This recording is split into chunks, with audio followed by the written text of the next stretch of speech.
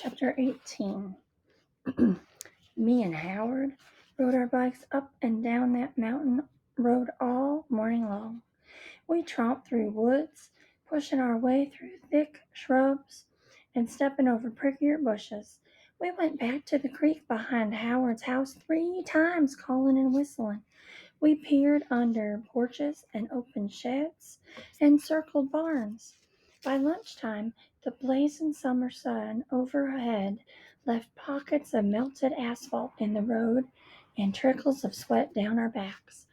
We didn't talk much, and that was fine with me. I'd gone over and over in my head how I would say I'm sorry to Howard for what I'd said about his wish. But whenever I thought the time was right, my mouth went dry and my throat squeezed up, and the words I'd planned to say stayed bottled up inside.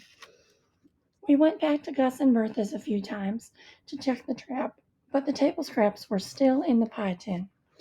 We had lunch on Howard's front porch, sitting on the couch, eating Vienna sausages and cold pork and beans off of paper plates on our laps. Dwight and Cotton were out in the yard throwing rocks at the mailbox. They hit the metal with a loud thwang and left little dents.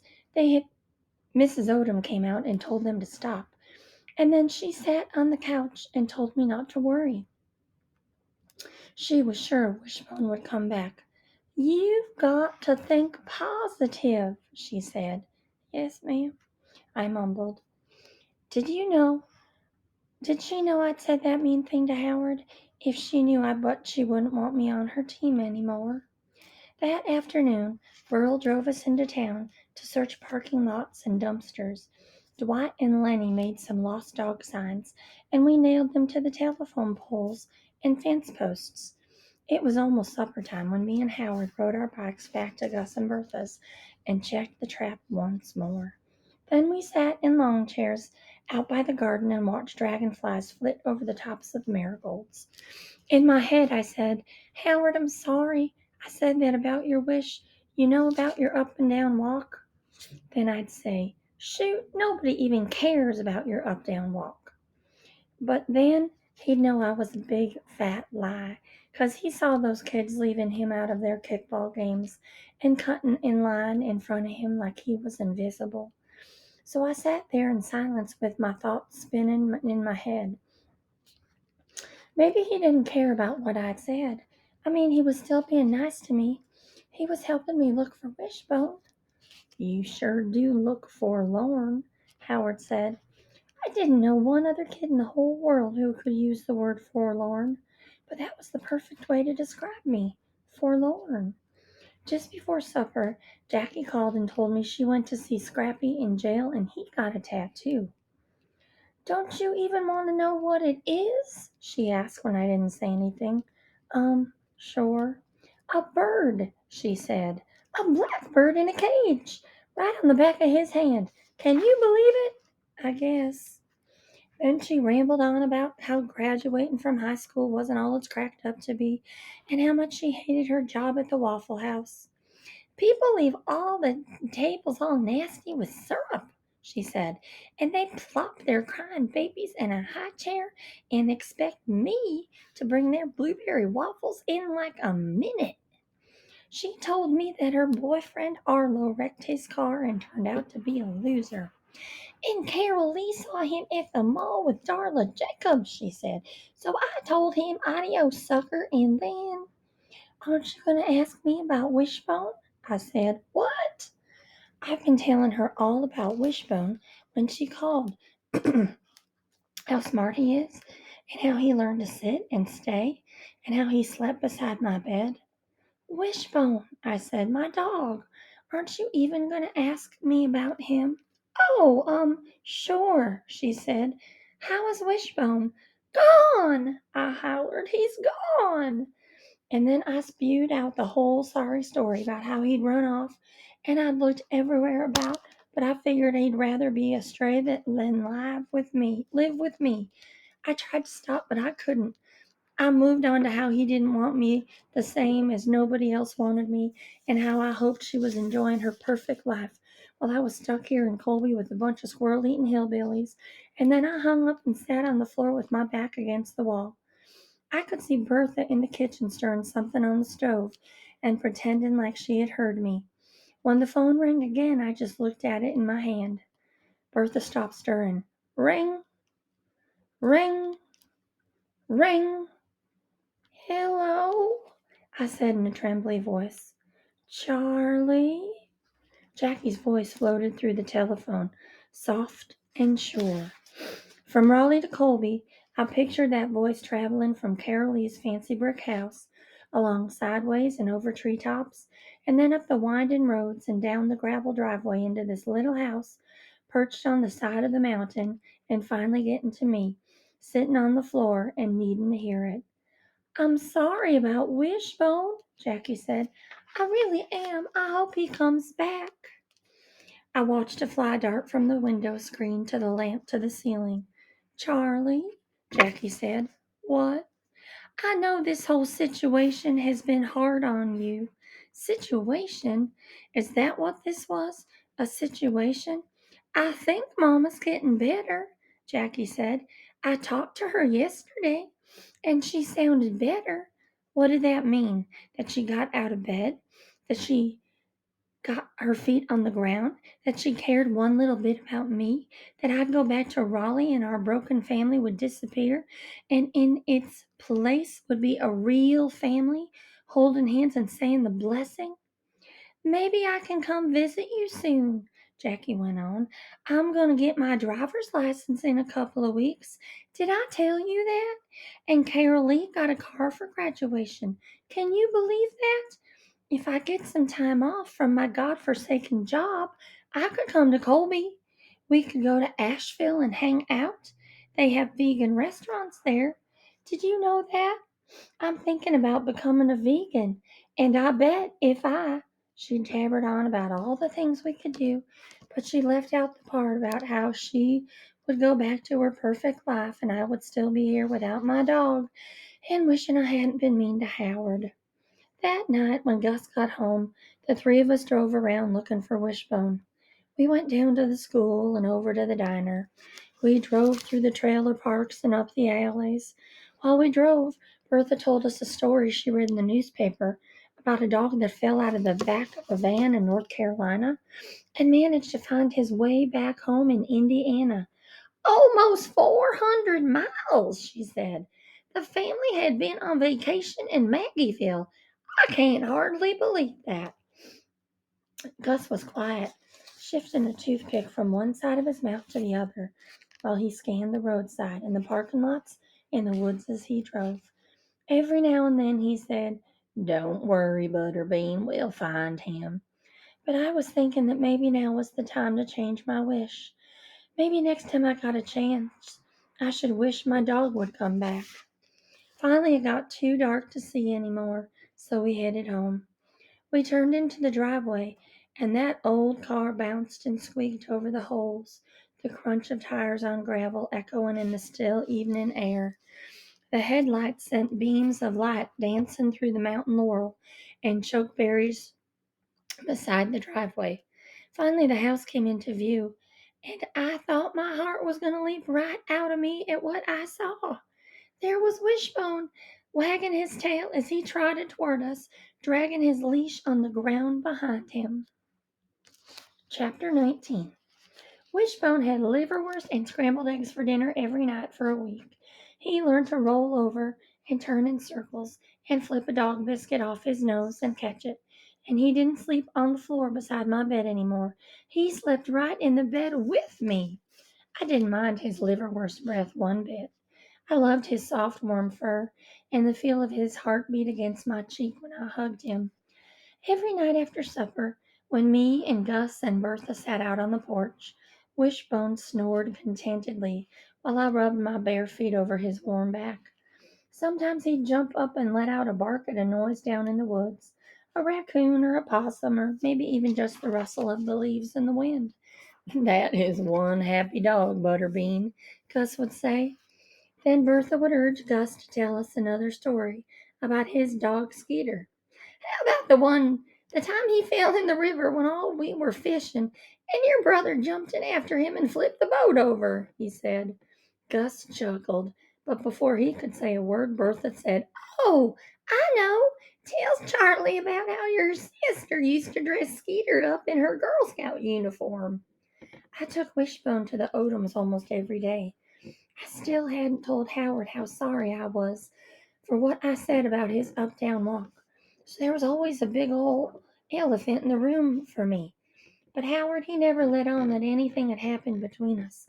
Still, I felt mad at myself for not speaking up. I kept thinking about what Bertha had said about judging folks for how they fix their mistakes, and I knew I wasn't doing a very good job at fixing mine. Every time me and Wishbone showed up at the Odom's front door, one of them would say, "Hey," and wave us in, and I'd get caught up in a flurry of that family like a tornado spinning me off my feet. Me and Howard played Parcheesi at the kitchen table with the fan whirring in the doorway, while Wishbone scurried around searching for dropped crackers or spilled juice. Cotton would stick his face right up against the fan and let out a Tarzan yell, his voice coming out all quivery and making us laugh. Burl and Lenny would come in and make tomato sandwiches, leaving greasy black fingerprints on everything they touched.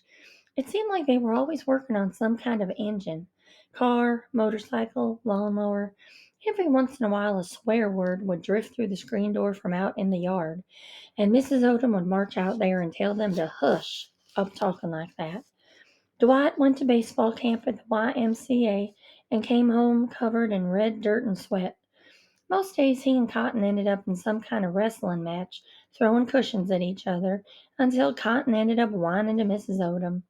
Some days it was so hot, me and Howard would lay on the porch with ice cubes on our foreheads and tell knock-knock jokes. One day Mr. Odom put a tarp in the bed of his pickup truck and filled it with water. We sat in there with our shorts and t-shirts on and ate frozen Kool-Aid in paper cups. "I wish we could go to a real swimming pool," Howard said. "When I go back to Raleigh," I said, "I'm going to take swimming lessons like I did last summer." "When are you going back to Raleigh?" I shrugged.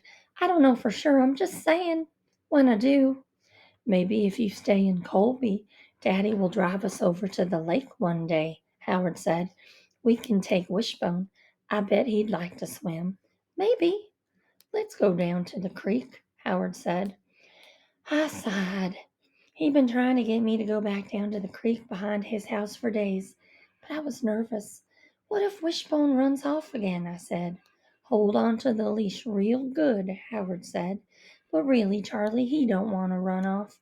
He just made a mistake last time." He tossed a saltine cracker on the floor for Wishbone. "He came back, didn't he?" So I finally said yes, and the three of us trudged down the path to the creek, with ferns tickling our legs and Wishbone sniffing at every little thing along the way. But when we got there, a bad, heavy feeling settled over me. Instead of seeing the tiny silver minnows stretching around at the mossy rocks, I saw the look on Howard's face when I had said, "You wished you didn't have that uptown walk." And even though he acted like he didn't care anymore, for me, those words still hovered in the air between us like a storm cloud. I tossed a pebble in the creek and watched the water ripple and the minnows scatter. "I'm sorry for what I said, Howard." When he looked a little puzzled, I added, "About you wishing you didn't have that uptown walk?" "Oh." He tossed a pebble into the creek, too, and Wishbone leaped in after it, sending up a spray of cold water. "I know that was a mean thing to say, and I'm sorry," I said. I waited for Howard to say that's okay, but he didn't. I waited for him to say, "Don't worry about it," but he didn't. I waited for him to say, "Oh heck, Charlie, I forgot all about that," but he didn't. In fact, he didn't say anything for the longest time. And then he shrugged and said, "I'm used to kids saying mean things about the way I walk." Ouch! Stabbed me in the heart, Howard. Tossed me into the mean pile with all the other hateful kids in Colby. Squished me into the mud like the worm that I am. My arms darted from tree to rock to creek to Fern while I scrambled to figure out what to say next. And then I spied it, a blackbird feather nestled in the leaves and pine needles beside the creek. Look, I said, grabbing the feather and holding it up for Howard to see. He squinted at it, pushing his glasses further up on his freckled nose. Something to wish on, I said. You stick it in the ground and make a wish. I held it out to him. Here, you take it. You make a wish. He shook his head. Nah. Why not? He took his glasses off and wiped drops of creek water off them with the edge of his shirt. And then he put them back on and said, 'Cause I know my wish ain't ever coming true. Well, now that surprised me, coming from Howard, who was always Mr. Positive. How do you know that? I asked. I just do. But look at me, I said. I've made the same wish every day since fourth grade, and it hasn't come true yet. I stroked the top of Wishbone's wet head. But if I make that wish enough times, I know it will someday. And I hope it does, Howard said. I held the feather out to him. You sure? He nodded. So I stuck the feather into the soft dirt beside the creek, closed my eyes, and made my wish. On the way home that day, the feeling that had been weighing me down so much since I'd said that mean thing to Howard felt a little lighter. I wasn't sure if I had fixed my mistake, but at least I tried. Chapter 20. When Bertha told me Jackie was coming to visit, my thoughts bounced every which way. I was excited as all get out to see her. I'd missed her like crazy, and hoped she'd been missing me too. But I had some of old Scrappy's anger simmering inside me. It seemed like she was so busy being happy she didn't have time to think about me. The day we were going to pick her up at the bus station in Asheville, I spent the morning practicing tricks with Wishbone. I wanted Jackie to see how smart he was and how much he loved me. Then I tried to make my room look like a real bedroom and not like a place to store cannon jars. First, I pulled my bedspread up so it covered the Cinderella pillowcases. Then I tacked a towel over the shelves to hide those jars. I put Wishbone's toys in a shoebox and wrote his name on the side with a marker while he sat there watching me with his head cocked. Every now and then he took out a tennis ball or a dirty rubber bone, but I put them back. We want everything to look nice for Jackie, I told him. Next, I pushed Gus's old jackets and sweaters to the back of the closet and hung up some of my t-shirts so it looked like I had a whole closet of my own. Then I put a towel over Bertha's sewing machine and hung my backpack on the hook of the closet door. When I was done, I stood in the doorway and glanced around. It looked better, but I knew it wasn't anything like the room Jackie shared with Carol Lee. I bet they had matching floral bedspreads with heart-shaped throw pillows and pictures of rock stars taped on their headboards. I'm sure they had a dresser with a trail of nail polish and a jewelry box full of bracelets. They probably had pink and gold diaries with little keys and bags of potato chips under their beds to share at night while they talked about how happy they were. And I was sure they didn't have a single canning jar in their room, not one. On the ride to Asheville, Bertha pointed out some of the things she hadn't showed me before when we went to the mall. That place there has the best boiled peanuts in North Carolina. The Blue Ridge Parkway is up yonder. That road there goes to Blowing Rock, where the Tweetsy Railroad is. I said, oh, and yeah, and uh-huh. But really, I was thinking about Jackie. Maybe I shouldn't have fixed up my room so much. Maybe if I'd left it the way it was, she'd feel sorry for me and take me back to Raleigh with her. Oh, Charlie, she'd say, you can't stay here in this little old room, sleeping on a baby Cinderella pillow. She'd toss her hair over her shoulder and add, this house is liable to fall right off the mountain if you sneeze too hard. You better come on back home with me. While Bertha told me about the mile-high swinging bridge on Grandfather Mountain, I thought about me and Wishbone at Carol Lee's house. But then I started to worry. What if Carol Lee's parents didn't like dogs? What if they didn't like me? Before I had time to stack up too many worries, we pulled into the bus station. When we got out of the car, Bertha gave my shoulder a jiggle and said, Aren't you excited? Sort of. I said, but the truth was my insides were swirling like crazy. We sat in a row of sticky vinyl seats and waited for Jackie's bus to get there. Bertha chatted with some woman who had a bunch of wild kids running around the bus station. Once they tipped over the newspaper stand, and she didn't say anything.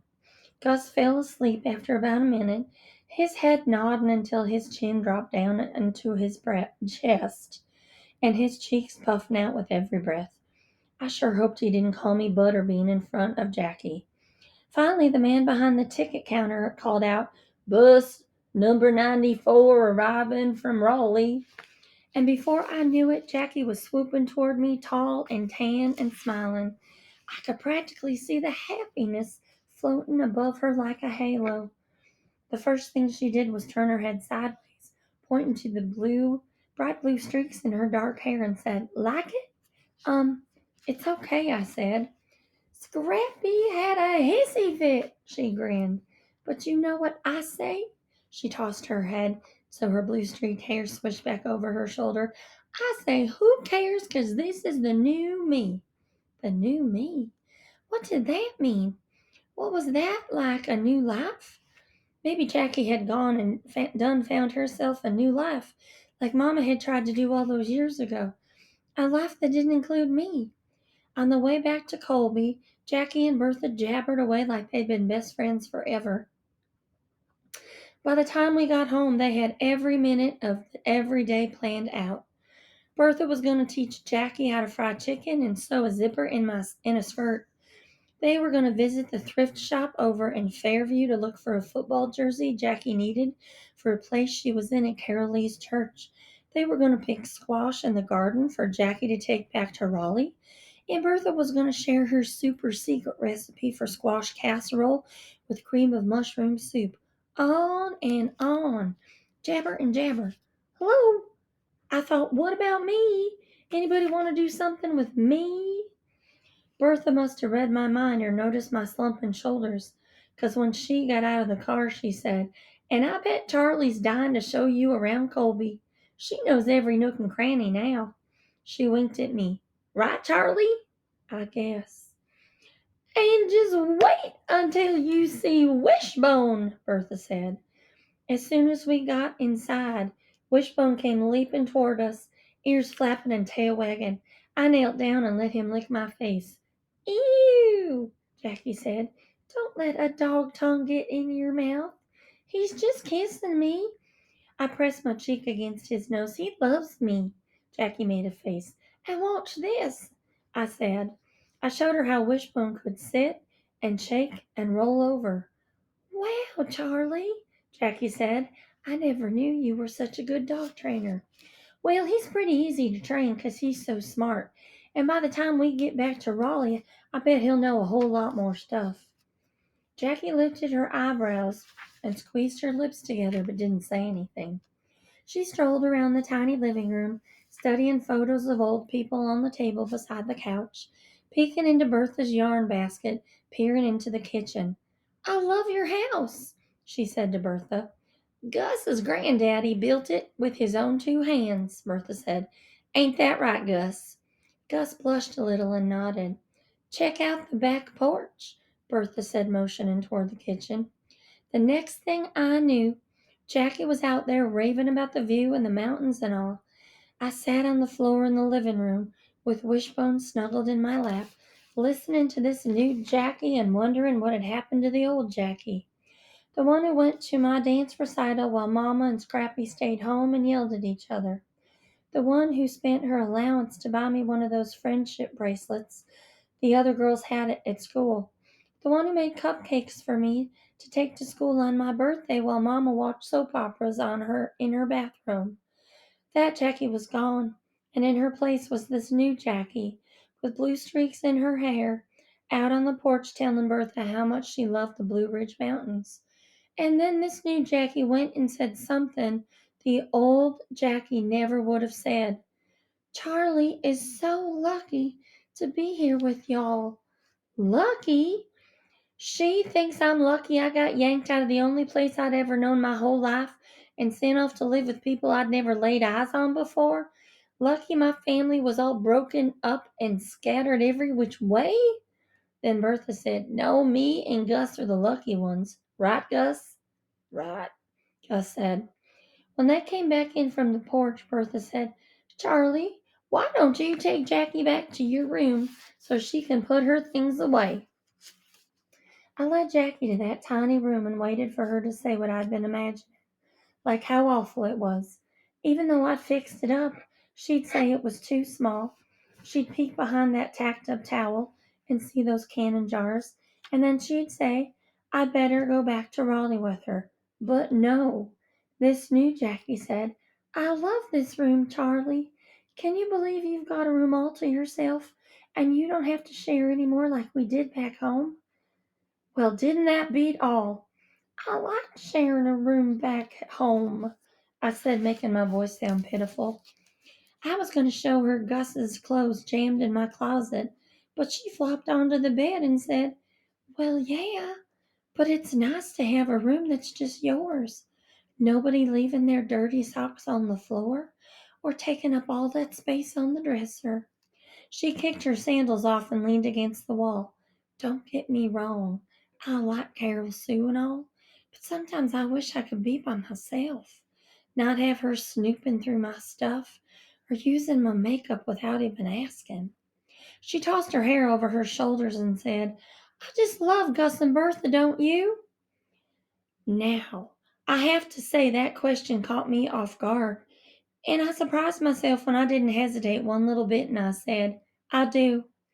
Did I love Gus and Bertha? I had never really thought about it, but maybe I did. But then everybody loves Gus and Bertha 'cause that's the kind of people they are.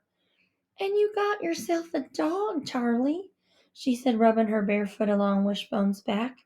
It seems like everything's turned out so good for you. Your very own room and your very own dog, living with two nice people who don't cuss and holler at each other every minute of the day. Then she jumped off the bed and said, Show me the garden. That night Bertha made grilled cheese sandwiches and potato salad for supper, and then we sat out on the porch under the orange sky streaked with gray blue clouds. The smell of rain mingled with the sweet scent of honeysuckle, and crickets chirped in the honeybuckle berries along the edge of the woods. Bertha and Jackie talked about boys, and if I didn't know better, it would have been hard to tell which one of them was a teenager and which one was a grown up woman. Bertha told Jackie about the first time she ever met Gus, when he fixed a flat tire on her daddy's car out on Highway 14. I'd never laid eyes on such a handsome boy in my life, she said. My friend Jamie flirted her head off with him, but I knew I was the one he had eyes on. Right, Gus? She poked Gus and he nodded while he chewed on a toothpick. Later, me and Jackie went back to my room and played crazy eights while she told me about some boy she'd been dating named Scooter. He was the paintball champion of Wake County and had a cousin in the Marines he wanted to fix up with Carol Lee. Jackie had brought nail polish with her, so we painted our fingernails and told the same jokes we told about a million times before. What do you call a cow that eats grass? Jackie said. A lawn mower, I said. What do frogs order in restaurants? French fries. We laughed like those were the funniest jokes in the world.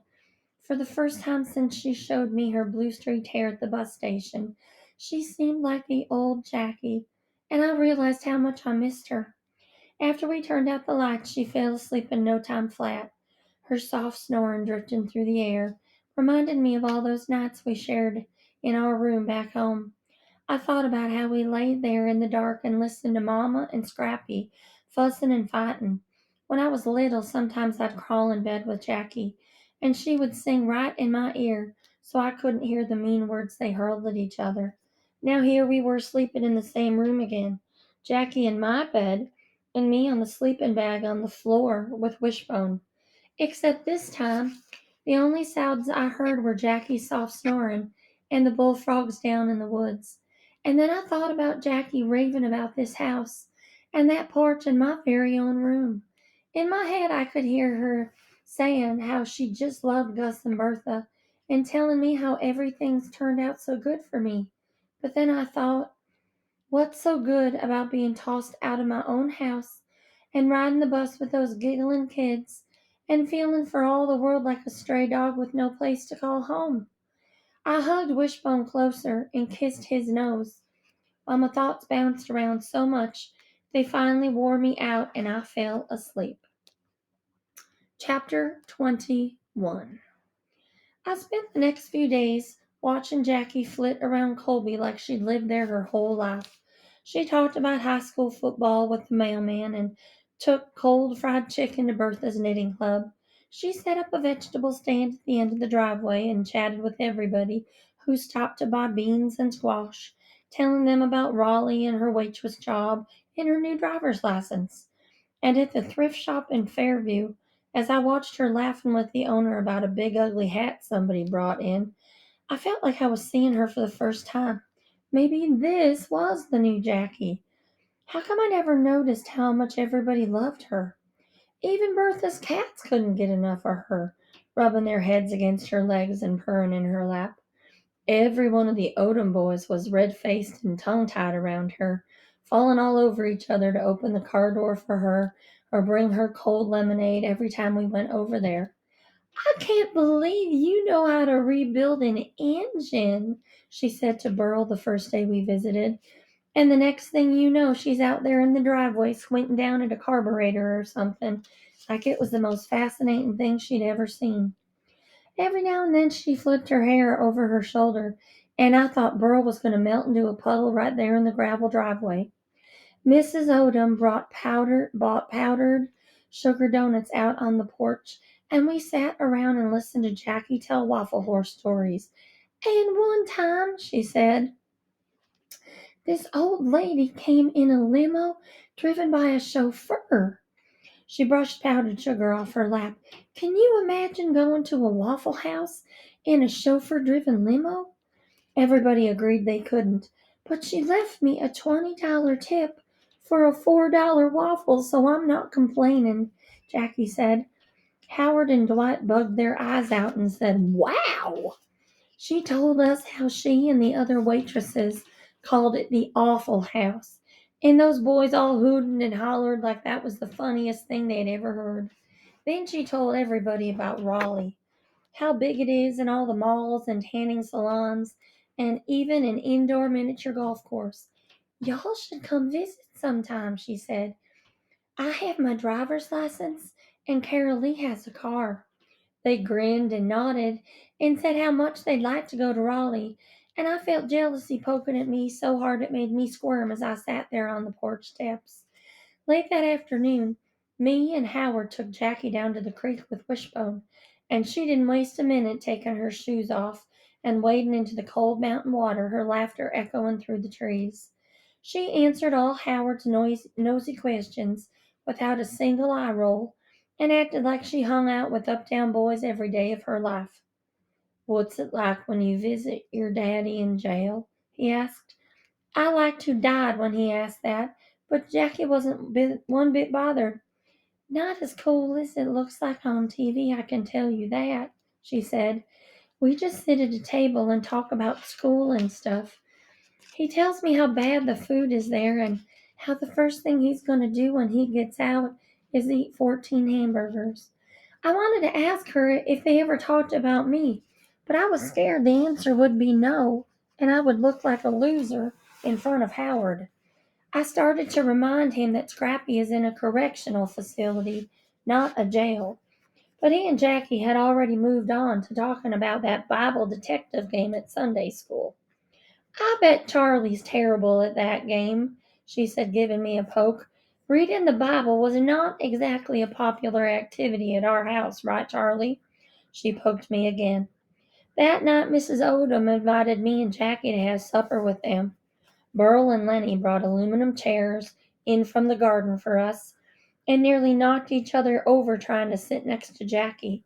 She helped Mrs. Odom put plates of ham and bowls of coleslaw and baked beans on the table, and didn't even blink an eye when everyone held hands and Dwight said the blessing and thanked the Lord for baked beans and new friends.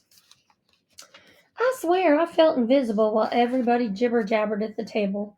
Jackie told them about being a majorette in 10th grade and marching in the Memorial Day parade in the rain. Talk about a bad hair day, she said, and everyone laughed. Then she asked Mr. Odom about his job driving a lumber truck.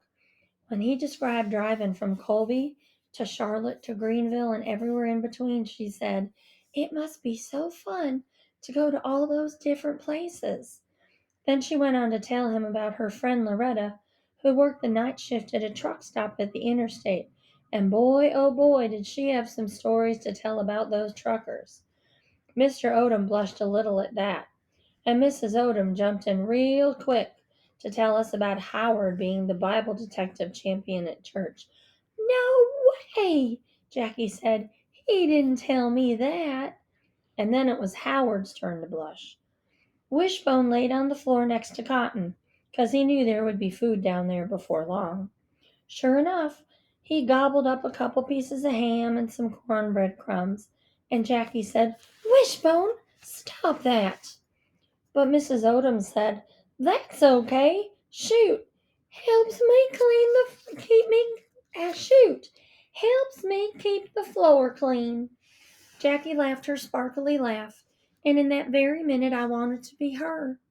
I wanted her easy way of making people love her. I wanted her knack for seeing the good in things. I even wanted her shiny black hair with blue streaks. But no matter how bad I wanted it, I was still gonna be just plain old me.